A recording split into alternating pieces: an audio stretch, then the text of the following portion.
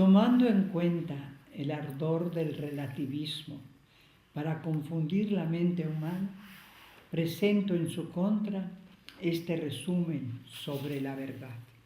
Por la verdad y el bien llega el hombre a la felicidad. Sor Clotilde García Espejel. Dios nos ha creado para la felicidad. Hay que ir al encuentro de ella.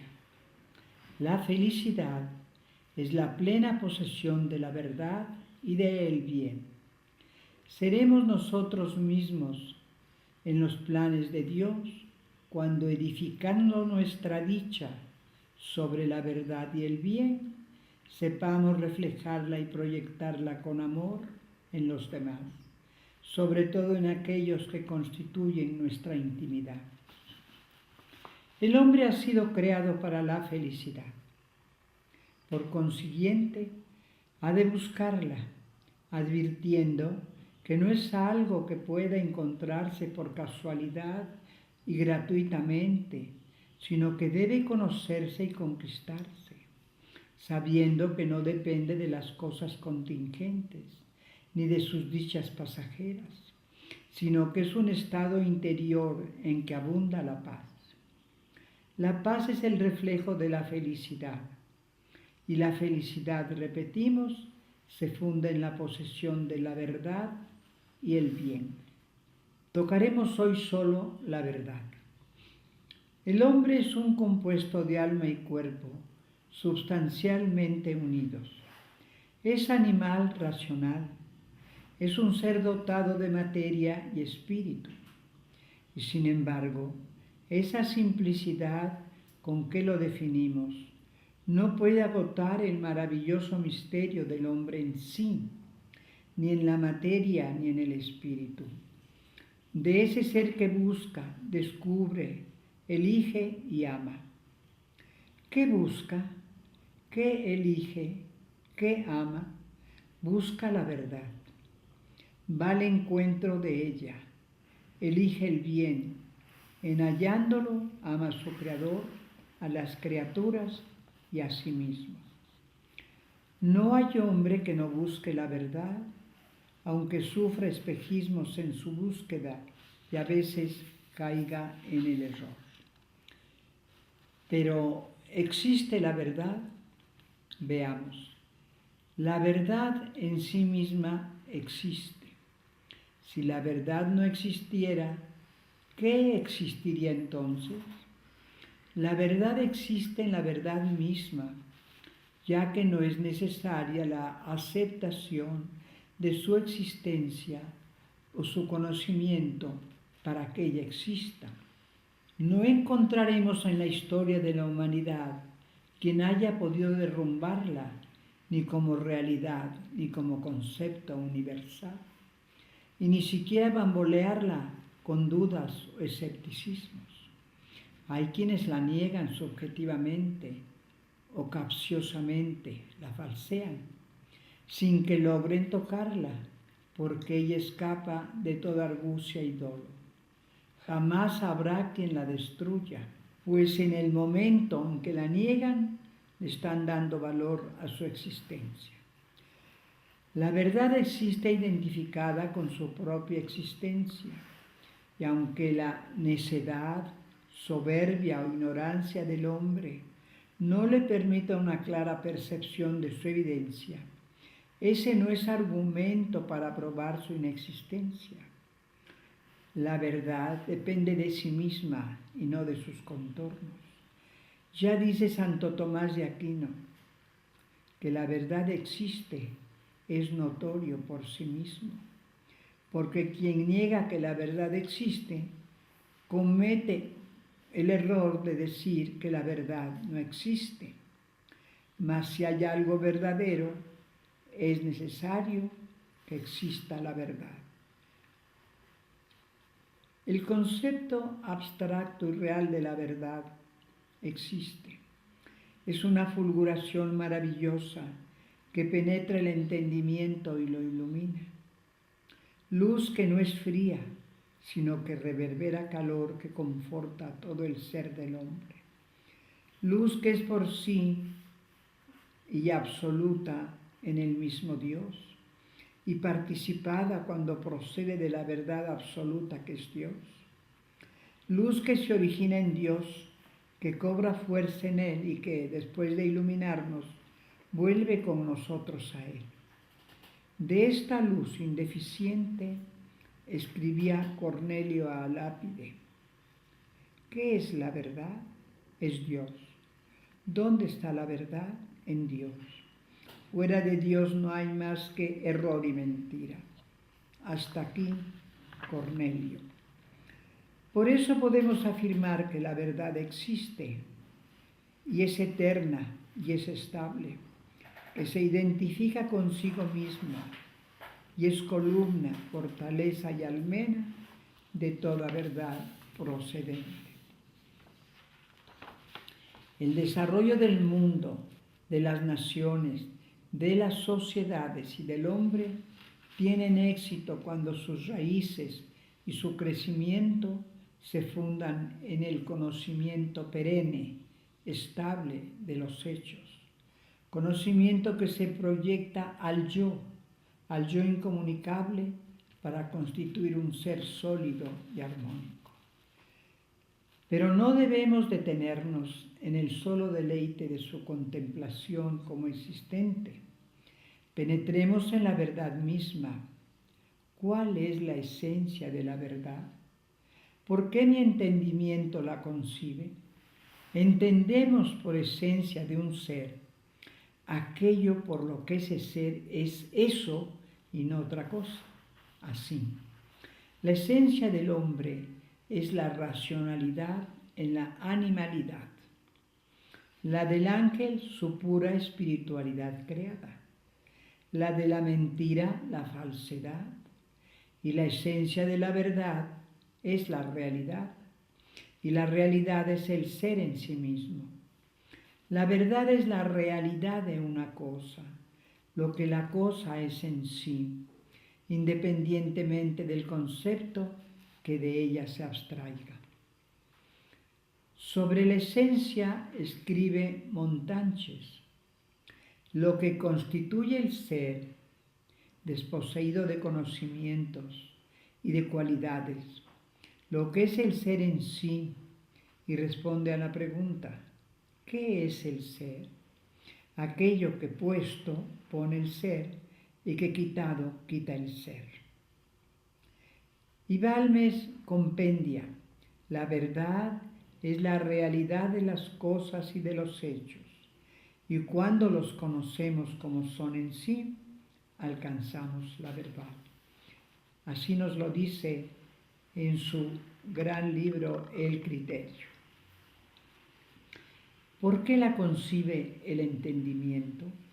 Porque la verdad es esencialmente cognoscible y el entendimiento fue creado para la verdad. La verdad es cognoscible porque esa es su naturaleza. Podríamos decir que actúa sobre el entendimiento, propónese a sí misma, se revela en la realidad. ¿Qué entendemos por naturaleza del ser? La misma esencia en cuanto que da y recibe, esto es, en cuanto operativa y pasible. Escuchemos nuevamente a Montanches: el mismo ser considerado no en sus constitutivos, sino en cuanto principio de acción y pasión, en cuanto primer motor creado de las operaciones de que es sujeto activo, productor o sujeto pasivo, receptor, se llama naturaleza. Así, la humana naturaleza es el primer manantial de las operaciones vegetativas, sensitivas, intelectuales y afectivas de su cuerpo y de su alma substancialmente unidos. Son capaces o de realizar o de padecer. Hasta aquí el autor. Parte de la naturaleza del hombre, la necesidad de poseer la verdad. El camino del hombre ha de ser día a día iluminado por el resplandor de la verdad, y la verdad lleva en su naturaleza el ansia de ser abstraída, conocida y contemplada. Conocida la esencia y la naturaleza de la verdad, pasemos ahora a definirla. La aletheia que extasiaba a los filósofos de la antigua Grecia viene a ser la veritas por la que vertieron torrentes de elocuencia aquellos insobornables oradores de la Roma imperial. Es la verdad de las nacientes lenguas romances que armó a los caballeros medievales y resonó en los claustros románicos de las universidades monacales. La verdad, vista en sí, es el resplandor sutil y deslumbrante de la realidad. Vista en el sujeto cognoscente, es la conformidad de las cosas con el concepto que de ellas se forma la mente. Y vista en el encuentro que efectúan la mente y la realidad, es la adecuación del pensamiento con el objeto. Si tal es la verdad, ¿qué propiedades presenta? ¿Qué atributos la adornan por los que puede ser distinguida y discernida del error? Son tres: unicidad, indivisibilidad e inmutabilidad. Veamos la unicidad.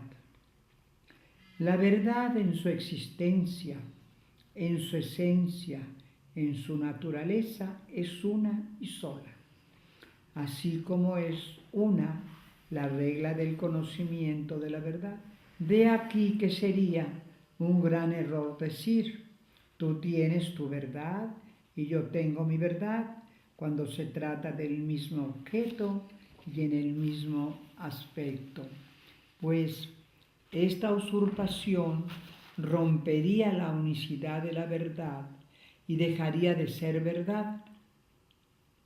Y aunque el hombre abstrajera del hombre la verdad de su racionalidad, la verdad de su libertad y la verdad de su espiritualidad, no hay más que una sola verdad sobre esa racionalidad que es racional, sobre esa libertad que es libre y sobre esa espiritualidad que es espiritual, lo cual, cifrando en la persona, concluye en la única verdad de su humanidad. La indivisibilidad. Esta propiedad destruye por completo a aquella aceptación conformista con respecto a ciertos conocimientos de los cuales se dice, lo importante es que tiene algo de verdad. Una verdad no puede dividirse en partes. En primera, porque no es un cuerpo físico, sino un ente metafísico. En segunda, porque la verdad, para que lo sea, no ha de perder nada de su esencia, y si su esencia es la misma realidad, no podríamos dividirla. Puede analizarse. Un juicio da origen a otros juicios, pero dentro de la verdad. Con ella se forman silogismos para concluir siempre en ella. Y en un pendular intelectual entre el balance y el discernimiento es como se ha llegado a la plenitud del conocimiento de la verdad. Pero la verdad en sí no puede sufrir divisiones. O hay adecuación a la realidad o no la hay. Esto es, o existe la verdad íntegra y compacta o se prescinde de ella. Hoy veamos la inmutabilidad. Diremos simplemente que es la verdad de un ser. Hoy será la misma verdad del mismo ser mañana. Pues si la flaqueza de mi mente no me permite hoy lograr la abstracción total de la verdad, eso no quita la verdad, que sea siempre la misma, sin mutación. El hombre progresa en conocimientos y en su búsqueda de la verdad va descubriendo día a día la realidad íntegra de los seres, mas la verdad radicada en los seres es siempre la misma en su esencia y en su naturaleza. Como la verdad, resplandor de la realidad, ilumina los entendimientos y es fuente de orden y de paz, conviene clasificarla conforme los aspectos que trasciende. Nos complacemos en distinguirla en tres: ontológica, lógica y moral. Y tres son las ramas de la filosofía que respectivamente la estudian. La ontología corresponde el estudio de la verdad metafísica, a la criteriología el estudio de la verdad lógica y a la ética el de la verdad moral. Verdad metafísica u ontológica. La verdad, considerada como metafísica, es una de las propiedades que siguen al ser en cuanto ser, que se verifican en todo ser y en toda diferencia del ser, y de todos se predica analógicamente. Estas son, según la mayoría de los escolásticos, uno, verdadero y bueno, los cuales ni están significadas por el solo concepto del ser, ni son sinónimo del ser. Dios, creador de todo el universo, creó las cosas y dióles la perfección propia de criaturas, dando a su esencia y a su naturaleza la conformidad con lo que dispuso de su mente creadora.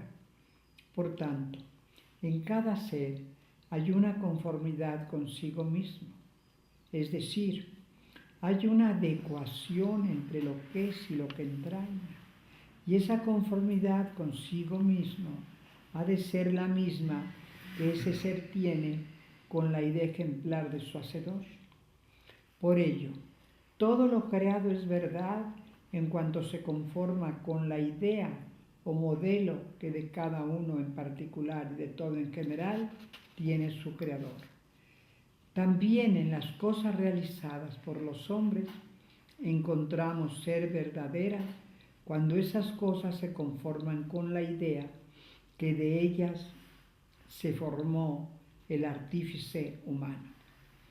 Indudablemente que hay una diferencia esencial entre el creador divino y el artífice humano.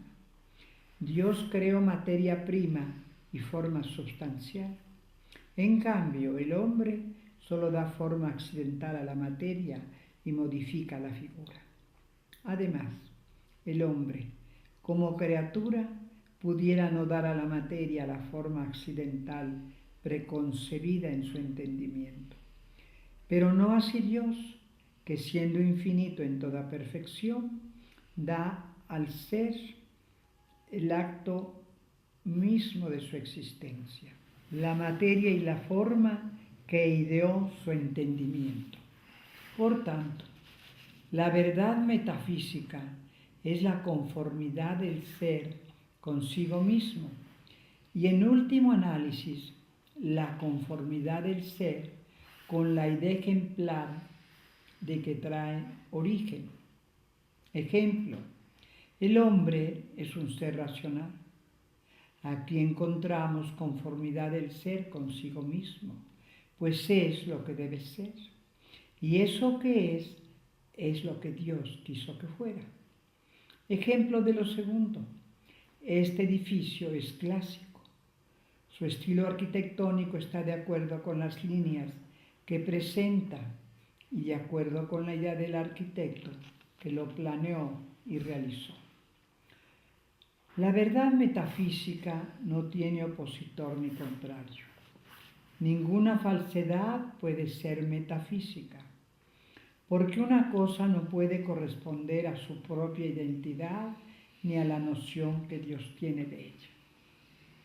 Ahora bien, todo ser tiene conformidad esencial con la mente divina, pues necesariamente se conforma con la idea que Dios tuvo de él cuando lo creó, y tiene conformidad accidental con el entendimiento humano porque está hecho para conocer cuanto tiene razón de ser.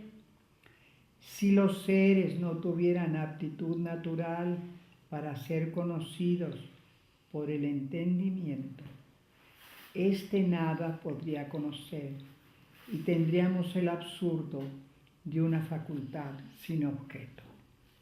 Un autor francés. Con estas palabras de dicho autor, confirmamos la verdad ontológica y pasamos a tratar la verdad lógica. Esta es la conformidad del ser con el entendimiento que simplemente lo conoce. Pero debe filosofar. ¿Qué proceso sigue la verdad para ser conocida de mi entendimiento y a su vez cuál es la secuencia que se desarrolla en mi entendimiento para poseer plenamente la verdad? Estoy en ese primer momento en que, teniendo el concepto o idea de la cosa, me pongo en relación con la cosa, con tal de que esa idea, este concepto, sea igual a la realidad captada. El entendimiento abstrae la verdad y forma la idea. A esto podemos llamarle verdad subjetiva, con tal de que aquí lo subjetivo se tome literalmente como propio del sujeto que capta clara y recta la verdad. La verdad se encuentra en la simple aprehensión o idea de modo imperfecto y como en germen, y de un modo perfecto y cabal resplandecerá mediante el juicio. El objeto ha revelado, ha ofrecido la verdad, y el entendimiento penetra en el misterio del objeto para abstraer de él la luz que ha de iluminar el entendimiento. Pero este no solo penetra y abstrae, antes de abstraer, observa, y una vez abstraída la verdad, contempla al objeto y se establece una relación entre el entendimiento y el objeto que hace al hombre poseedor de la verdad y lo encamina a la felicidad que será completa cuando la voluntad abrace el auténtico bien elegido.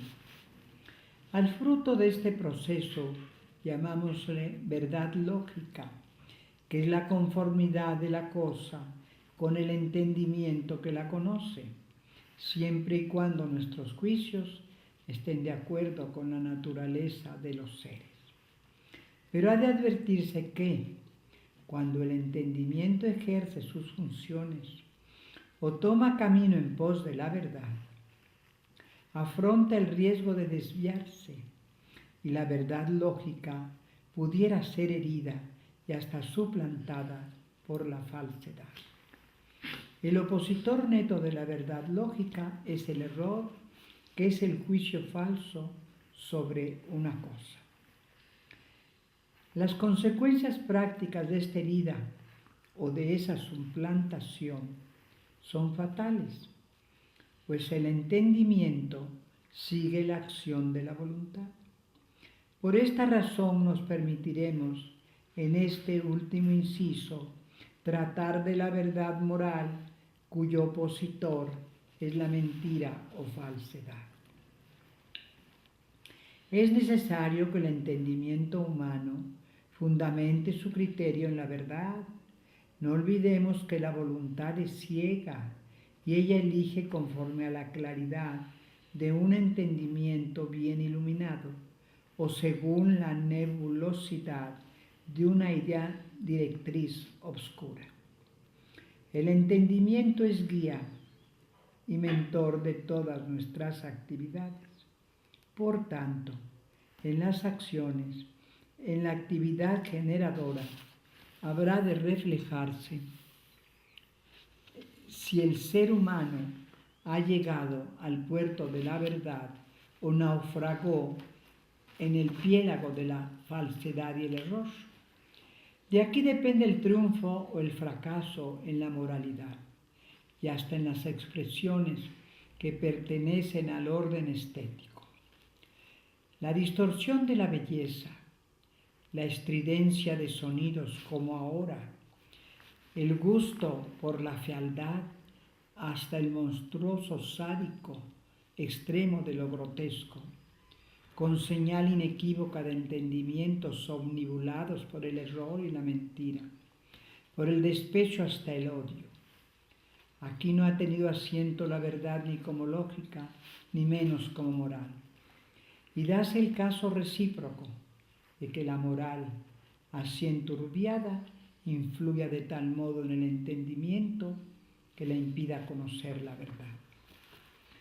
Mas cuando la mente concibe a la verdad en todo su esplendor y la mente genera ideas directrices de acciones orientadas a su último fin sobrenatural, el hombre queda encuadrado dentro de la voluntad de Dios y emplea sus facultades dentro del orden de la creación, constituyendo en la humanidad el orden moral.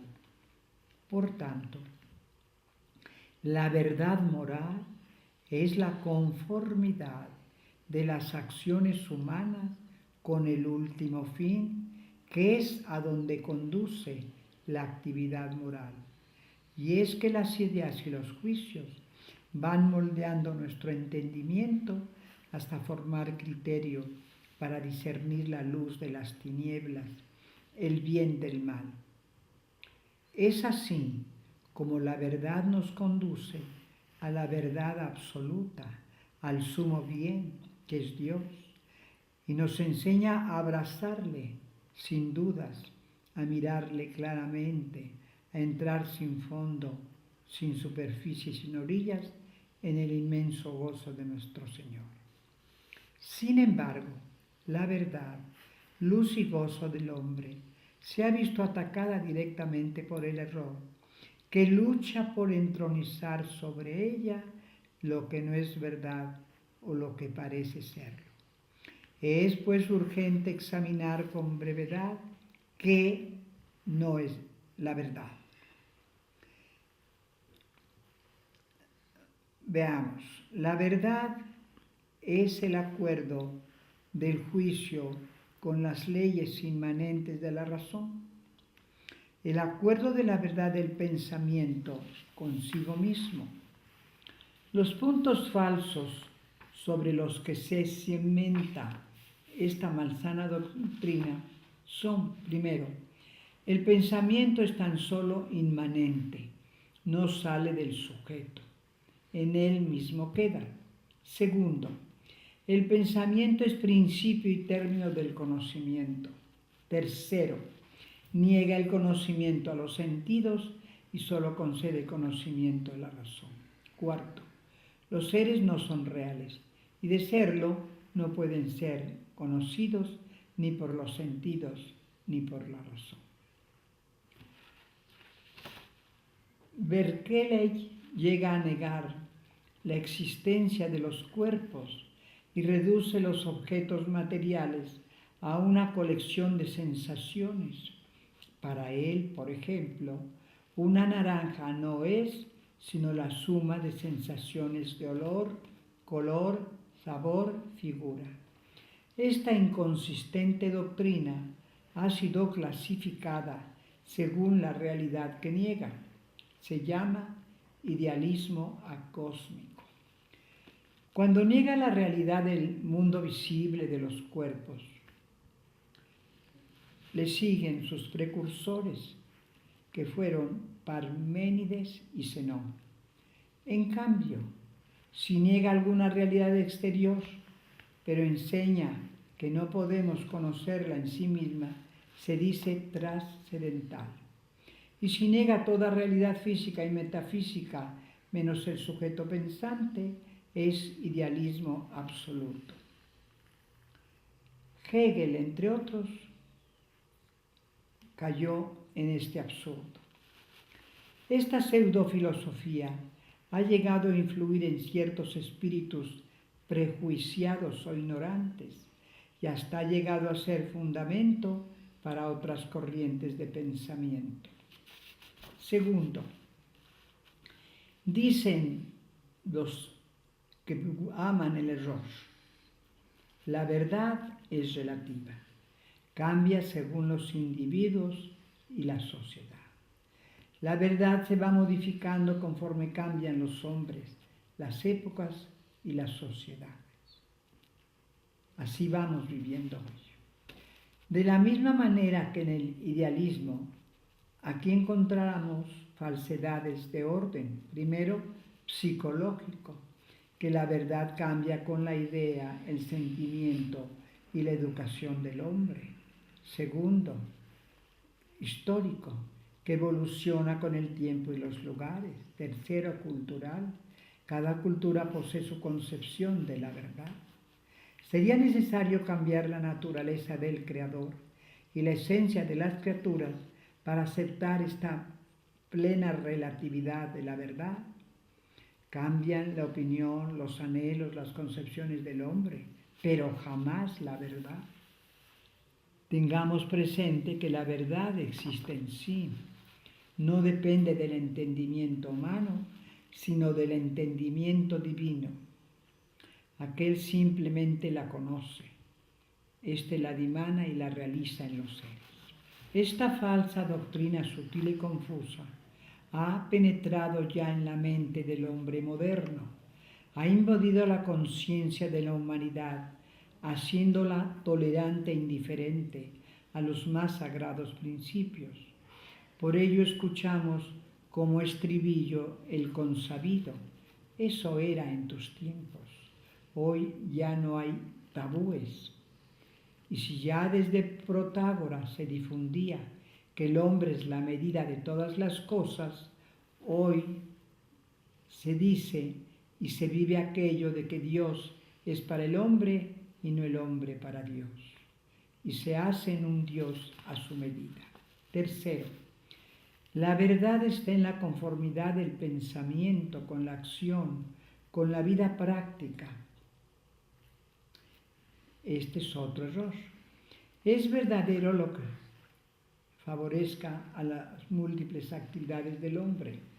Lo contrario es falso. Solo es verdadero lo que es útil y encierra valores en orden a la acción.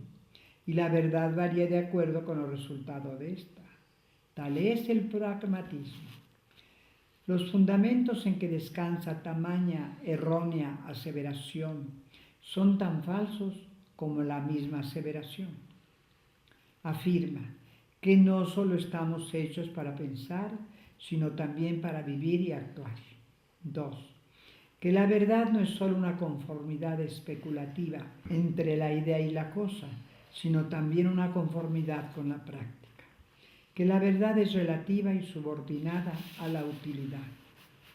Concedo lo primero, ya que el pensar y actuar es signo de vida. Sin embargo, el pensamiento es primordial y guía de la actividad. En cuanto a lo segundo, niego que la práctica conforme a la verdad, pues muchas ideas verdaderas no son o no pueden ser llevadas al terreno de la práctica y no dejan de ser verdaderas. Finalmente, lo tercero es absolutamente inadmisible, pues subordina la verdad a lo que accidentalmente vendría a ser su fruto, una eventual aplicación práctica de los principios. Palpamos ya las graves consecuencias de este sistema filosófico, que ha inducido al hombre de hoy a poner sobre todo valor el poder, el placer y el dinero. La sistematización de la verdad y su contrario no es conocida por todos los hombres. Sin embargo, la experiencia diaria nos demuestra que los hombres, por ley natural y una sólida formación, descubren que se abrazan y viven con la verdad, aunque otros, carentes de formación y desconociéndose a sí mismos, caen en el abismo del error y la mentira. La dignidad del hombre le impele a la verdad y a conformarse con ella. Dice el Concilio Vaticano II: por razón de su dignidad, todos los hombres son impulsados por su propia naturaleza a buscar la verdad y además tienen la obligación moral de buscarla, sobre todo lo que se refiere a la religión. La verdad común, la verdad sublime, lo mismo en la ciencia, en las artes, en la filosofía, en las costumbres, en la revelación divina y en el más íntimo vivir, iluminará no solo nuestro sendero, sino lo más profundo de nuestro ser. El águila de Hipona, San Agustín, busca ansiosamente una prueba de la existencia de Dios. Escudriña las criaturas y penetrando hasta su más íntima razón de ser, encuentra en su existencia a la verdad. Deslumbrado por su fulgor, se atreve a razonar que la verdad en sí misma es universal y necesaria.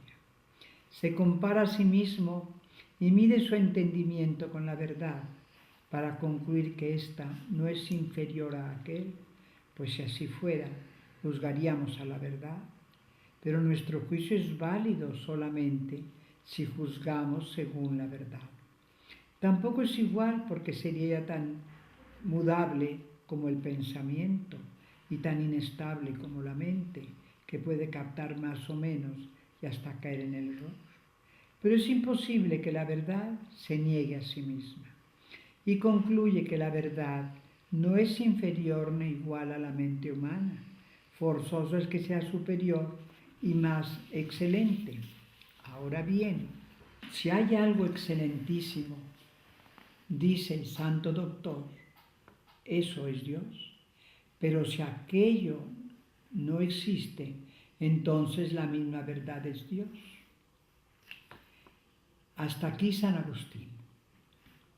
Esta es la ascensión que realiza el entendimiento humano de la verdad ontológica por la verdad lógica a la verdad absoluta.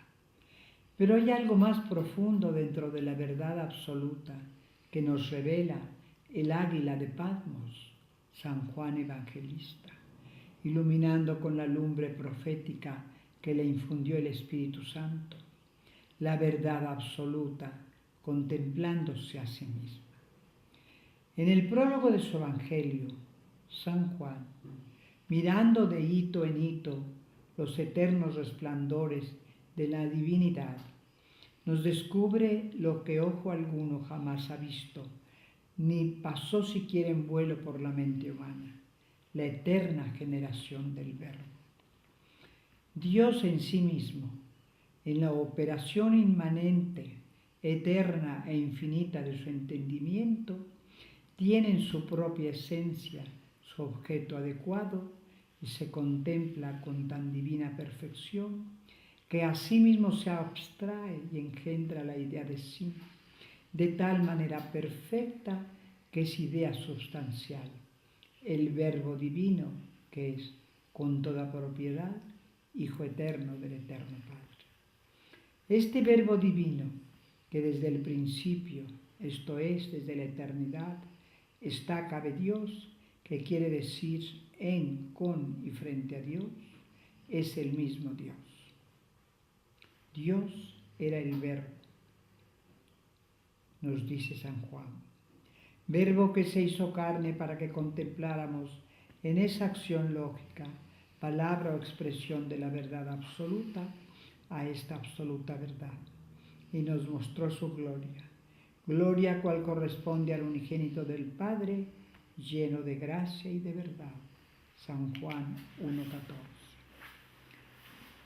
Sor Clotilde.